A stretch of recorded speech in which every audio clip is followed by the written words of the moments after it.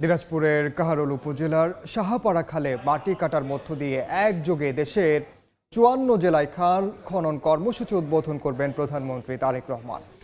এর আগে সকাল ৯:৩০টায় ঢাকা থেকে বিমান বাংলাদেশের একটি ফ্লাইটে সৈয়দপুরের উদ্দেশ্যে রওনা হন তারেক রহমান। বেলা ১০:৩০টায় সৈয়দপুর বিমানবন্দরে পৌঁছার পর সড়ক পথে কাহারোলের উদ্দেশ্যে রওনা হন সরকার প্রধান। এ উপলক্ষে নীলফামারী ও দিনাজপুরে সাজ রব বিরাজ করছে। সকাল ৮:৩০টা থেকে দিনাজপুর বলরামপুরের অনুষ্ঠানস্থলে ছোট ছোট মিছিল নিয়ে নেতাকর্মীরা সমবেত হতে শুরু করেছেন।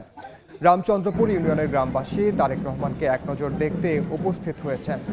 প্রধানমন্ত্রী সাহাপাড়া খাল খনন কর্মসূচির উদ্বোধন করেই এলাকাবাসীর উদ্দেশ্যে একটি সমাবেশে বক্তব্য রাখবেন।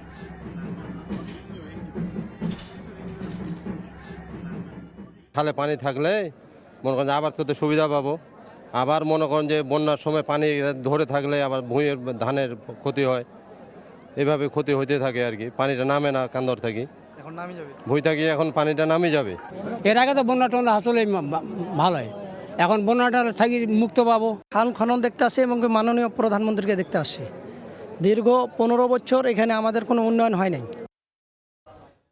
এই মুহূর্তে দিনাজপুরের কাহারোলে আছেন সহকর্মী ইমরুল আহসান, সরাসরি যাচ্ছি তার কাছে।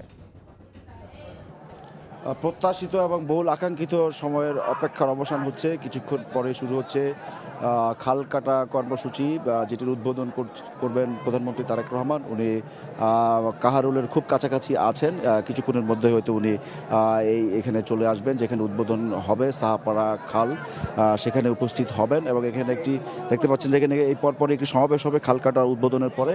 সেই সমাবেশকে সামনে রেখে ইতিমধ্যেই এখানকার যে উৎসুক সাধারণ মানুষ, এলাকাবাসী এবং বিএনপি নেতা কর্মীরা যারা আছেন, তারা ইতিমধ্যেই হাজার হাজার মানুষ এখানে উপস্থিত হয়েছেন যে খাল কাটা কর্মসূচিতে অনেকে অংশ নেবেন। এর বাইরে সমাবেশে তারেক রহমানকে এক নজর দেখবার জন্য, তারেক রহমান কী ধরনের বক্তব্য রাখেন সেটি শুনবার জন্য তারা এসেছেন।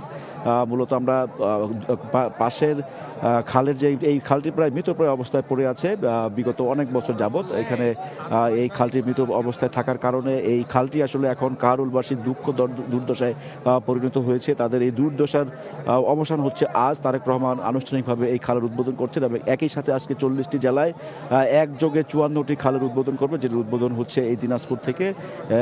এই কাহারোলের এই সাহাপাড়া খালের দুপাশে দর্শক হয়তো দেখতে পাচ্ছেন যে অসংখ্য মানুষ হাজির হয়েছেন এবং অনেকের হাতে কোদাল এবং ওরা নিয়ে তারা অপেক্ষা আছেন। তারাও তারেক রহমানের সাথে এই কর্মসূচিতে অংশ নেবেন, খাল কাটা কর্মসূচির, যেটি আজকে শুরু হচ্ছে। এবং এই কর্মসূচির মাধ্যমে সাধারণ মানুষ প্রত্যাশা করছেন যে তাদের যে কৃষিকাজের জন্য যে পানির সমস্যা হয় শুষ্ক মৌসুমে এবং বন্যার সময় যে অতি পানি প্রবাহের কারণে যে এই খালটির যেহেতু এখানে গভীরতা কম, সেই কারণে উপচে পড়ে এই বন্যার সৃষ্টি হয়, সেটির অবসান হবে, এই ধরনের প্রত্যাশা তারা করছেন।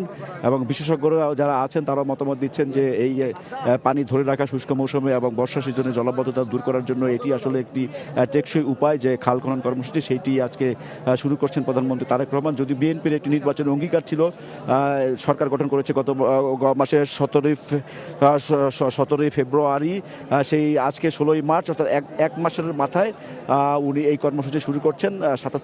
1977 সালে তৎকালীন রাষ্ট্রপতি জিয়াউর রহমান উনি খাল কাটা কর্মসূচি হাতে নিয়েছিলেন। 49 বছর পর ঠিক তার ছেলে বর্তমান প্রধানমন্ত্রী তারেক রহমান এই কর্মসূচি আবার পুনরায় চালু করছেন। আজকে ওনার এই কর্মসূচির খাল কাটা কর্মসূচি উদ্বোধন পরপর এখানে একটি কর্মসূচিতে বক্তব্য রাখবেন। এরপর উনি তার বাবা মা এবং খালার কবরে জিয়ারত করবেন এবং বিকালে আরেকটি সুধী সমাবেশে বক্তব্য রাখবেন। সেখানে ইফতার মাহফিলে অংশ নেবেন। তারপর উনি রাতে 8:15টার ফ্লাইটে দিনাজপুর থেকে ঢাকার উদ্দেশ্যে রওনা হবেন। সরাসরি যুক্ত ছিলাম দিনাজপুরের কাহারোলে।